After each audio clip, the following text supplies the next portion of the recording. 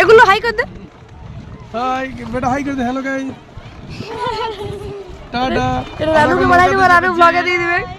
Hello বন্ধুরা, আমরা এখন নৌকাতে যাচ্ছি, মুকুটমণি করে ঘুরছি। হ্যাঁ, আর বলো না, সেদিন বাঁকুড়া রানে মুকুটমণিপুর ঘুরতে যাই যা হলো গো।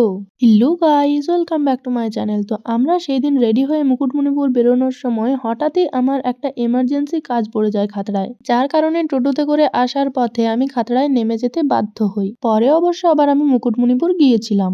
আর আমি যখন মুকুটমণিপুরে গিয়ে পৌঁছাই তখন অলরেডি কিন্তু ওদের সবার বোটে চাপা হয়ে গিয়েছিল। আমি বোটে চাপতে পাইনি বলে ওরা কিন্তু আমার জন্য আলাদা করে ভিডিও করে রেখেছে, যেন আমি তোমাদের সকলকে সেটা দেখাতে পারি। যাই হোক, মুকুটমণিপুর গিয়েই দেখি দিয়া আমাকে আইসক্রিম খাইয়ে দিল। তারপর আমরা নিয়েছিলাম ফুচকা। আর এই হাঁসটা দেখতে পাচ্ছ, এটা আমার ভাই কিনেছে। বোটে চাপার ক্লিপগুলো কিন্তু ঋতু আমার জন্য তুলে রেখেছিল। শীতের সময় সন্ধ্যের দিকে মুকুটমণিপুর গেলে এই লাইটগুলো কিন্তু অসাধারণ দেখতে লাগে। তারপর দেখলাম কোনো স্কুলের থেকে স্টুডেন্টসদের নিয়ে মুকুটমণিপুর ঘুরতে এসেছিল। তারপর খাতড়ায় এসে বিরিয়ানি খাওয়ার পর দেখলাম এক জায়গায় বেশ সুন্দর ফুলের চারা বিক্রি হচ্ছে, তো আমিও কয়েকটা ফুলের চারা কিনে নিলাম। সেদিন আবার রিকদের পাখিটাকে আমাদের বাড়ি নিয়ে আসতে হয়েছিল ওদের বাড়িতে কেউ না থাকার কারণে। আর আমার ভাই সেই যে হাঁসের গলাটা ধরেছে সেটা কিন্তু আর ছাড়েনি। চলো এবার তাহলে আমরা বাড়ি যাই, তোমরা সাবস্ক্রাইব করো।